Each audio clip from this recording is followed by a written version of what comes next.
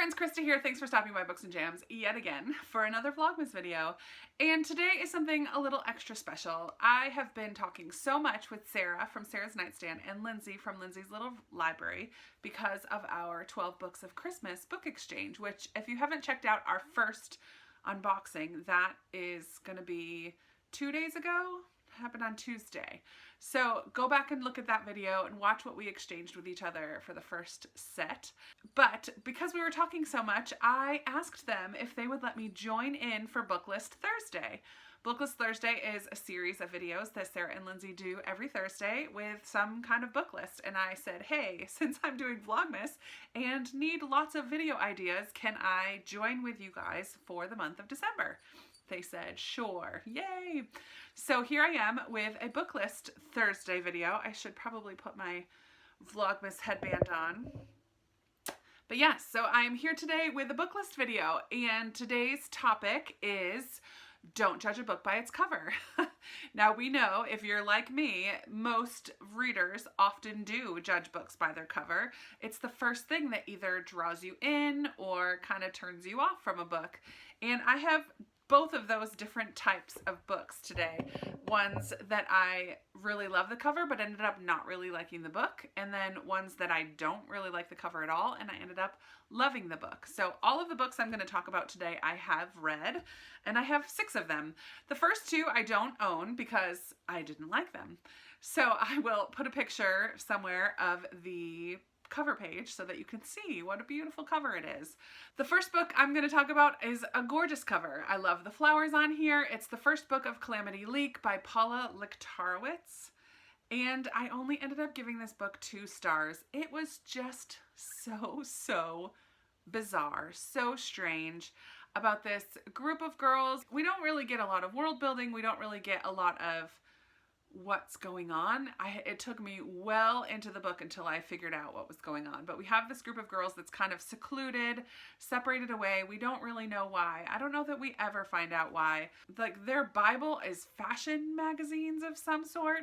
It's just a very strange and unenjoyable book, which is sad because its cover is so beautiful. I don't think it has good reviews on Goodreads either. It's a book that I found on the clearance section at Barnes & Noble for maybe $5, and it had a gorgeous cover. So I didn't really look into too much about what it's about. I didn't look it up on Goodreads. I just bought it because the cover was pretty. Yeah, it wasn't good. The second one is a bit of an unpopular opinion, and it is the Jane Austen Project by Kathleen Flynn. This is a cover, it doesn't stand out in any way, but it looks like a historical fiction cover that I love. Like, it reminds me of so many other books that I do enjoy, but I really did not enjoy this book. Because of this cover, which reminds me so much of so many other historical fiction books that I read, I thought for sure I'm going to like this book. It talks about Jane Austen, number 1, but number 2, it looks like so many other books that I've loved. Unfortunately, this one was a huge miss for me. I don't think the cover doesn't match what's inside the book like the other one. I don't feel like it matched what was in the book at all. I feel like this, sure, it matches it. It's about 2 people from the future who go back in time. I guess going back in time is a thing, but we don't get enough of the world building of the future time period. There's no understanding of the world and why are they able to go back in time. But they go back to 1815 or whenever it was that Jane Austen lived. And their mission, in a sense, is to recover a lost manuscript, or the unfinished manuscript of Jane Austen. While there, Jane Austen gets ill, and they are trying to also discover and figure out how to prolong her life. There's some romance that goes on without any buildup. It just felt like it was so out of the blue and uncomfortable because of that.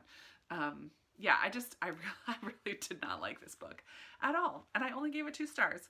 The cover is fine. It's normal. It says it's going to be a book that I like, but it wasn't. Now we're going to move on to covers. The next 4 books that I have are covers that I don't like at all, really, most of them. And that is not representative of how I feel about these books. One of them I just read very recently, The Glass Castle by Jeanette Walls. This cover and the fact that this is nonfiction really made me not want to read this book. I don't pick up nonfiction, even though so many people have loved this book. All it is very simple. with a young girl on the cover. I mean, it's not bad. It's not hideous. It just doesn't say, read me.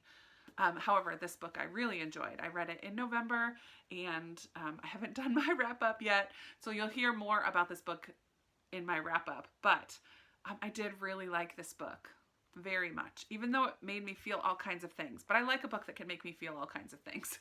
So it made me very angry with the parents, and I loved learning about Jeanette Wall's childhood. Basically, that's what this is, a memoir about her childhood. So yeah, it's a great book, but the cover does not at all represent to me what the insides are. So don't judge that book by its cover.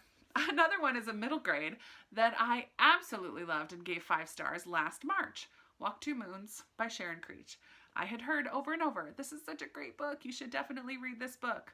And it is. It's such a good book. You should definitely read this book. But this cover, for me, is not appealing at all. I think a lot of people have nostalgia about this cover because this is what they read when they were younger.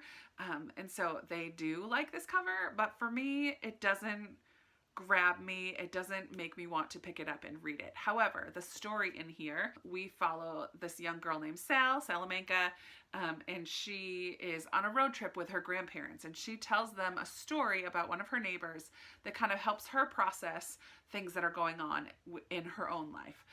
So the grandparents in here are lovely. Sal is a very endearing character. It's a fantastic story within a story. I really love it. Really, really love it. But I don't really love this cover. So yeah, don't judge this book by the cover either. Then we have a chunker. Pillars of the Earth by Ken Follett. Now, there's nothing wrong with this cover, and it is kind of like the blueprint or kind of picture. You can kind of see all the cathedral work behind it, and that's very true.